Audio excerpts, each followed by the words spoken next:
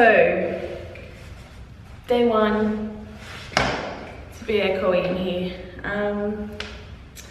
I've been up since 5:30. I trained a group in here this morning. As you can see, I've already tidied it up. I'm feeling excited, but I'm also wondering why I set myself this challenge. I'm a little bit nervous. So I'm gonna go out for a 30-minute walk. I've got some stuff I need to do today, so I want to set my intentions for the day. And I'm going to try and do a weight session tonight with Judson. We'll be doing one together.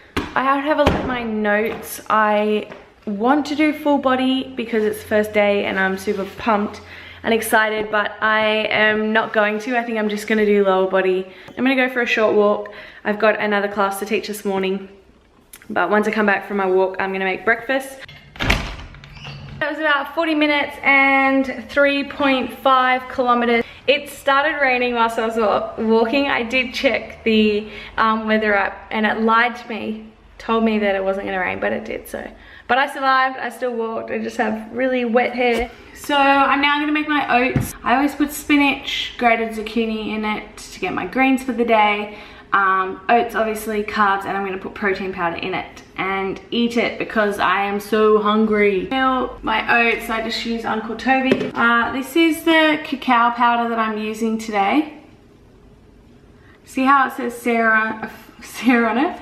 That's my sister's name and she moved out of the UK, so I'm gonna use it.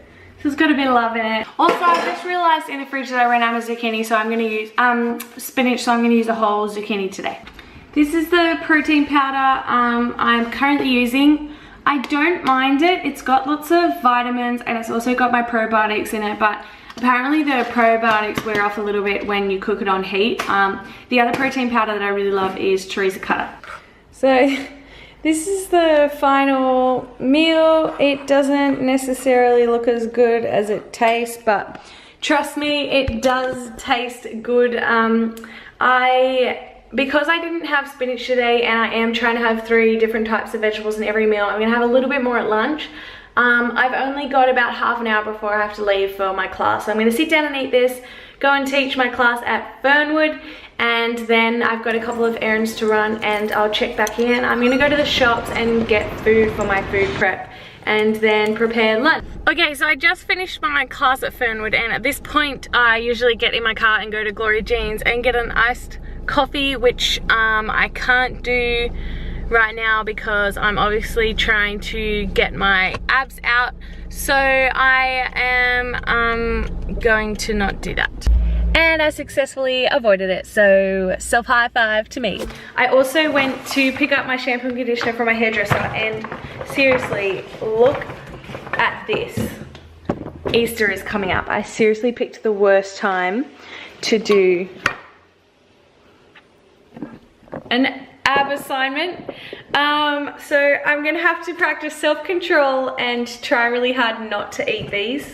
So for lunch I got some salmon. I also got some chicken, which I'm going to meal prep just for dinner tonight. I didn't get meal prep for any other day. I was feeling really hungry. I'm technically not supposed to have my proper lunch for another hour, so I picked up a small protein bar.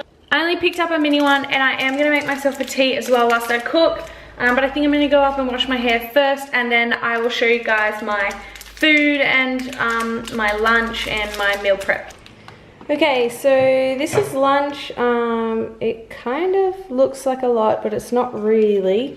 So I've got my protein, I've got my zucchini, which I added in the oven, my broccoli, spinach, a little bit of lemon, and I've got my rice underneath, which you guys saw before. The one thing I am lacking in these veggies is a little bit of color, so I'll try and add some color a little bit. So I finished lunch about an hour and a half ago, and I was oddly hungry, but I think it was just craving. So I realized I haven't actually had much water, so I filled up my water bottle, and I'm gonna have some more water for a little bit, and then I'm gonna decide there it is.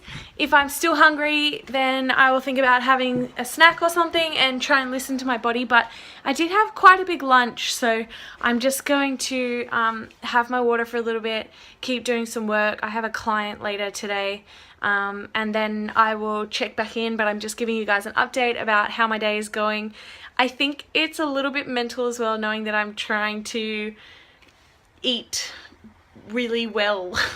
So we'll see. So I've got a client coming in about half an hour and I am feeling hungry. It's been about 4 hours since lunch, so I've just made myself a coffee with some extra hot water and a little bit of almond milk on top, and I'm gonna have a banana and I'm gonna make up 2 boiled eggs because I do still have my gym session later today and I'm gonna have a proper meal then, so I just want to get some protein and some energy in now before I do all the things. Alrighty guys, welcome to my gym session. I mustered up the courage to get, luckily, the help of Judson to film my workout. I did stick with lower body. The first 2 exercises I did was a deadlift, obviously you can see in this video, and I supersetted it with a squat. I did 4 sets by 8 reps and a couple of pointers. Make sure with a deadlift you keep your core on and your nice neutral spine.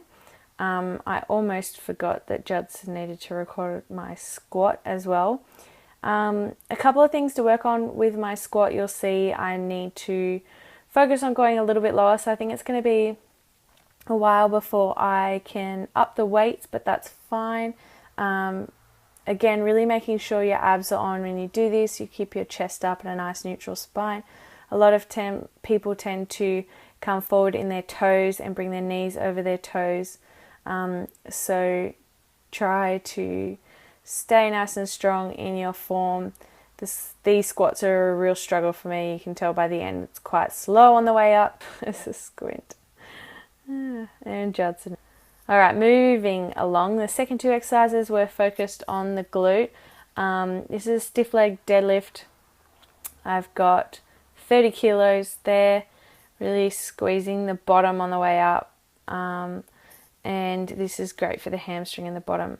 One really good pointer to try and get these right is to actually think about your shins and imagine that there's something right up against your shins, and on the way up try not to let your shins touch the bar or whatever it is that might be hovering just in front.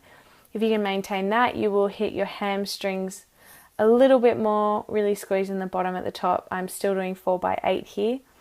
The supersetting exercise, I used a resistance band. You can do a cable, but I wanted to stay close to the weights to go back to back straight away, making sure you've got a lot of tension. This one is all in the hips, so you really want to use your glutes, your bottom and your hips to push your hands forward and not pull with your hands too much.